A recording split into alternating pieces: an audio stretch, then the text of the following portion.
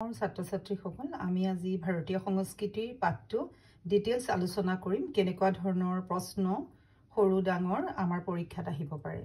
মই আকৌ কৈছো যে বৰ্তমান সময়ত তোমালোকে পাঠৰ তলৰ প্ৰশ্ন একেবাৰে সেমকে উঠাই নিদিব তোমালোকক পাঠৰ মাজৰ পৰা দিব আমাৰ ইয়াৰ পৰা 1 নম্বৰ 2 নম্বৰ 3 নম্বৰ আৰু 4 নম্বৰ কোৱেশ্চন থাকিব এই পাঠটোৰ পৰা এতিয়া আমি জানো আহা কেনেকুৱা ধৰণৰ প্ৰশ্ন হ'ব ভাৰতীয় সংস্কৃতি এক বিৰাট সমন্বয়ৰ বস্তু এটো এটা আমাৰ প্ৰশ্ন আৰু ইয়াত বিভিন্ন সময়ত বিভিন্ন খিনি মানে হুত উপহুত আহিছিলে যেনে আৰ্য অনাৰ্য মংগোলীয় আৰু দ্ৰাবিড়ীয় সকল আহিছিল তাৰ লগতে গ্ৰীক হক হুন এই আমি মনত ৰাখিব লাগিব তাৰ পিছত আমি ইয়াৰ পৰা আমাৰ সৰু প্ৰশ্ন কেনেকুৱা হ'ব যে ভাৰতৰ কি শক্তি প্ৰকৃত শক্তি গতিকে হেতু হ'ব আমাৰ কৰ্মবৰ্ধমান শক্তি আকৌ সুধিছে যে কি সংস্কৃতিৰ প্ৰাণ তেতিয়া দিব লাগিব যে কৰ্মবৰ্ধমান শক্তি গতিকে আৰু এটা প্ৰশ্ন হ'ব যে ভাৰতীয় সংস্কৃতি কি শক্তি ভাৰতীয় সংস্কৃতি কিন্তু এক জীৱন্ত শক্তি গতিকে ইয়াত তিনটা লাইনত আমি তিনটা প্ৰশ্ন পালো আৰু আমাক ইয়াত স্পেংলাৰৰ সভ্যতা সংস্কৃতিৰ কথা আমাক ইয়াৰ তথ্যয়ে দাঙি ধৰিছে গতিকে সেই প্ৰশ্নটো আহিলো আমি স্পেংলাৰ কথাটো মনত ৰাখিব লাগিব যে আমাক স্পেংলাৰৰ যেটো সভ্যতা সংস্কৃতি আছিল হি কিন্তু প্ৰভাৱ বিস্তাৰ কৰিব নোৱাৰিলে আমাৰ ভাৰতত গতিকে কোনে নোৱাৰিলে বুলি খুধিলে কি সভ্যতা স্পেংলাৰ বুলি ক'ব লাগিব এইখিনিতে আমি সভ্যতা আৰু সংস্কৃতি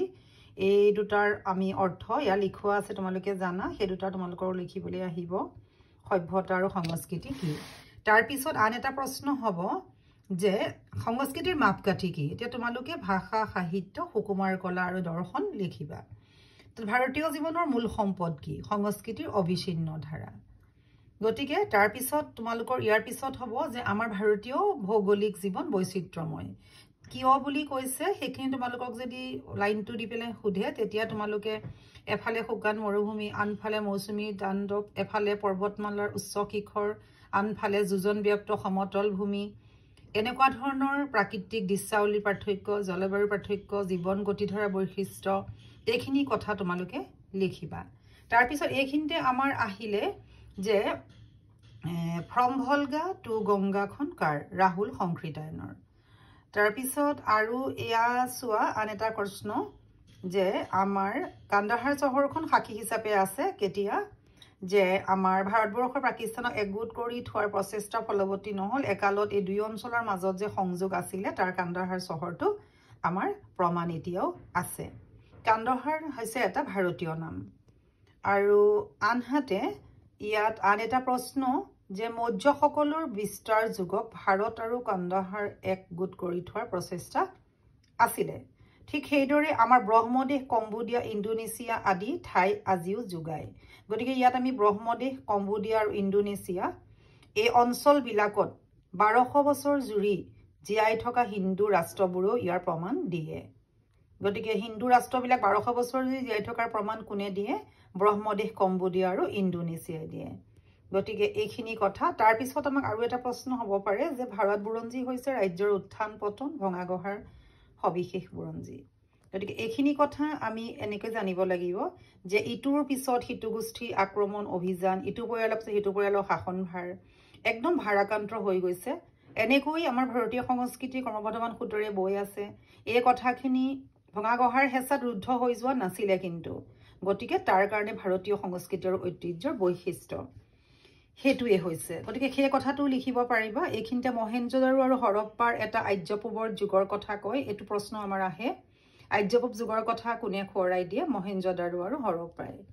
গতিকে ইয়াৰ পিছত আমাৰ প্ৰতিটো লাইনত প্ৰশ্ন আছে তোমালোকে এই গোটেইখিনি কিন্তু চাই থবা পিছত বোলে কি প্ৰশ্ন আহিল বুলি তোমালোকে হাবাথুৰি খাবলগীয়া নহয় তাৰ পৰা আমাৰ ধ্যানস্থ শিৱ মহেঞ্জোদাৰো সাংস্কৃতিক সম্পদ এইটো উদাহৰণ দিবলৈ আহে সুধিবলৈ আহে তাৰ পিছতে ইয়াৰ পিছত আৰু চোৱা ৰাজপুতসকলৰ ভাৰতভূমি বৰ পুৰণি অধিবাসী নাছিলে আৰু ইয়াৰ পিছতে আমি দ্ৰাবিড় আৰ্য সংস্কৃতিৰ কথা উল্লেখ কৰিছে দেৱীক পূজা কৰা হৈছিলে আৰ্যসকলে তাৰ পিছতে আমি কালিয়া দমনখন কাৰ বুলি সুধিলে সৰ্বপল্লী ৰাধাকৃষ্ণনৰ বুলি ক'ব পাৰিম তাৰ পিছতে আৰ্যৰ বেদীত দেৱী পূজাৰ উল্লেখ নাই বুলি কৈছে আৰু হিন্দুৰ ধৰ্মৰ প্ৰচলিত লিংগ পূজা অনাৰ্য যুগৰ পূজা হিন্দুৰ স্বাৰ্থ বৃদ্ধি অনাৰ্য যুগৰ দেই অনাৰ্য যুগৰ সমাজত আজিও মৃতকৰ উপাসনা চলে গতিকে এইখিনি তথ্য শিৱ অনাৰ্য দেৱতা পাৰ্বতী আৰ্য সমাজৰ জীয়ৰী এনেকুৱাখিনি কথা আমাৰ আহিব কামাখ্যা অনাৰ্য দেৱী আছিলে তাৰপিছতে আগতে আমাৰ ইয়াতে মানে কি আছিলে যে কুশল ৰাজত্বৰ কালৰ পৰা আমাৰ ব্ৰাহ্মণ পুৰোহিত সমাজৰ আগতে তাৰ আগতে গাৰু আছিলে গাৰু সমাজৰ মানুহে পূজাৰী কৰিছিলে তাৰপিছত আৰু এটা প্ৰশ্ন কাৰ হাতত মাইকেনিয়ান জাতি পৰাজিত হৈছিলে গ্ৰীকসকলৰ হাতত এনেকৈ আমি যিখিনি ইয়াতে পালো বা এইখিনি তোমালোকে পঢ়িবা তাৰপিছত বৌদ্ধ যুগৰ প্ৰচাৰ যুগৰ ভাৰতীয় সংস্কৃতিৰ বিস্তাৰ যুগ বুলি কয় চাৰ্মন অন দা মাউণ্ট বৌদ্ধ সাহিত্যৰ প্ৰভাৱ বিয়পি আছে ক'ত সুধিবা চাৰ্মন অন দা মাউণ্টত সুফিবাদৰ মূল কোৰাণ শাস্ত্ৰ বুলি ঘোষণা কৰা হয় সুফিবাদৰ মূল কি কোৰাণ শাস্ত্ৰ সুফিবাদৰ উপনিষদৰ মাজত যিটো অভূতপূৰ্ব মিল দেখা যায় সেইখিনি তোমালোকে ইয়াতে পঢ়িলে বৰ্ণনা কৰিবা দুভাগ কৰি আৰু বাকি এইখিনি চোৱা প্ৰত্যেকটো কথাই দাক্ষিণাত্যৰ ভাস্কৰ্য বা উত্তৰ ভাৰতৰ ভাস্কৰ্যৰ আমাৰ কি উদাহৰণখিনি আছে সেইখিনি আমি কাঞ্জুবৰামৰ মন্দিৰলৈ আঙুলিয়াব পাৰি বা তাত এই দুটা উত্তৰ ভাৰত দক্ষিণ ভাৰত এটো ধুনীয়াকৈ দুভাগ কৰি দুইটাৰে মাজত পাৰ্থক্যখিনি লিখিব লাগিব ইছলামীয় ভাস্কৰ্যৰ মূল সম্পদ কি সুধিলে গঠনৰ সৰলতা আৰু সূক্ষ্মতা এইটো 1 নম্বৰ কুৱেশ্যন থাকে ইয়াতে 1 নম্বৰ কুৱেশ্যন কোনটো দিব ক'ব নোৱাৰো কিন্তু তোমালোকে গোটেইখিনি চাব লাগিব মই গোটেইখিনি দেখুৱাই দিছো তাৰ পিছতে তোমালোকে তাজমহলৰ এয়া উদাহৰণ ফতেহপুৰ সিক্ৰী ইছমত দৌলা অসম্পূৰ্ণ ভাস্কৰ্যৰ উল্লেখ হিন্দু ভাস্কৰ্যৰ কলহ পদুম ফুল মুছলমান বাচ্চাসকলৰ সমাধিস্থল ব্যৱহাৰ হৈছিলে হেতু এটা প্ৰশ্ন হ'ব পাৰে তাৰপিছতে এইখিনিতে গেছিয়ানান কাৰণ কিটছৰ বুলি ক'ব লাগিব সুকুমাৰ কলা ভিতৰত সম্ভৱত শিল্পকলাই বেছি স্থায়ী কোনটো কলা হেতু তাৰপিছত এনেকৈ তোমালোকৰ আহি পেলাই পাৰ্চিয়ান চিত্ৰকলা সূক্ষ্মতাৰ জাপানী চিত্ৰশিল্পৰ বাহুল্যহীনতাৰ দৰে জাতি বিশেষে প্ৰভাৱৰ জাননী দিয়ে অজন্তাৰ ছবিবোৰে ভাৰতীয় সংস্কৃতি বৌদ্ধ যুগৰ কথা সোঁৱৰাই দিয়ে হেতু অজন্তাৰ গুহাত অনন্তকালৰ বাবে শিল্পকলা সঞ্জীৱিত হৈ আছে আমাৰ এই দুটা যে সমূহীয়া জীৱন আৰু সন্ন্যাস জীৱন এইটো ইম্পৰ্টেণ্ট কুৱেশ্যন এইটো কৰাই থোৱা আছে তাৰপিছতে এফালে আমাৰ আহি গ'ল বাবৰৰ কথা বাবৰৰ সময়ত কি হৈছিলে এইখিনি আমি সেই সময়ত উৰ্দুৰ ৰোমান্টিক কাব্য সাহিত্যৰ কথা উনিকাব পাৰি মোগল সম্ৰাট বাবৰৰ সময়ত তাৰপিছতে এনেকৈ আহি পেলাই আমাৰ ইয়াতে উৰণীয়া সেতু এইটো খুব ইম্পৰ্টেণ্ট কথা আহে যে আমাৰ ভাৰতীয় উচ্চাংগ সংগীতৰ দাক্ষিণাত্য ভাস্কৰ্য কলাৰ দৰে গাম্ভীৰ্যপূৰ্ণ বিস্তৃত ইয়াত আমাৰ নতুন কিছুমান বস্তু চকুত পৰে যে আমাৰ উৰণীয়া ভাৱৰ সংযোগ দেখিবলৈ পোৱা যায় লোকসংগীতৰ প্ৰভাৱ বুলি কোৱা যায় হেতু আৰু আমাৰ সকলো আৰ্টমূলক দুটা বিপৰীত পন্থাই কাম কৰে হেতু আমাৰ মোষ্ট ইম্পৰ্টেণ্ট কুৱেশ্যন আৰু তাৰপিছতে আমাৰ এইখিনি যিখিনি আছে এই গোটেইখিনি ইয়াতে গোটেইখিনি প্ৰশ্নই আৰু এই গোটেইখিনি প্ৰশ্ন প্ৰতিটো লাইনত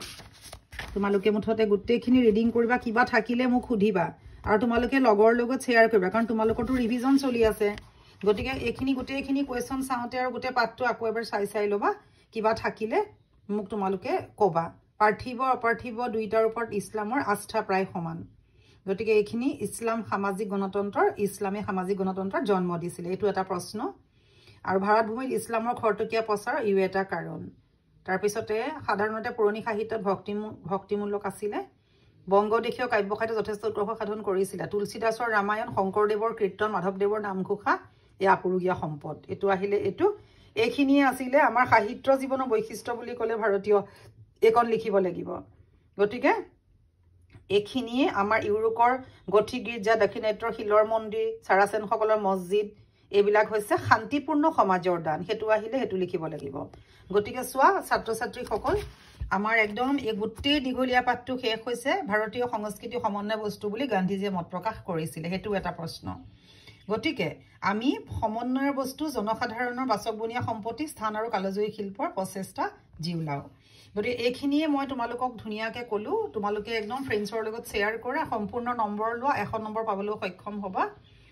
এবাৰ লাইক কৰিবা আৰু তোমালোকে শ্বেয়াৰ কৰিবা নতুনকৈ অহাসকলে ছাবস্ক্ৰাইব কৰিবা গোটেইকেইটা পাঠৰ মই সম্যক আলোচনা কৰিম ধন্যবাদ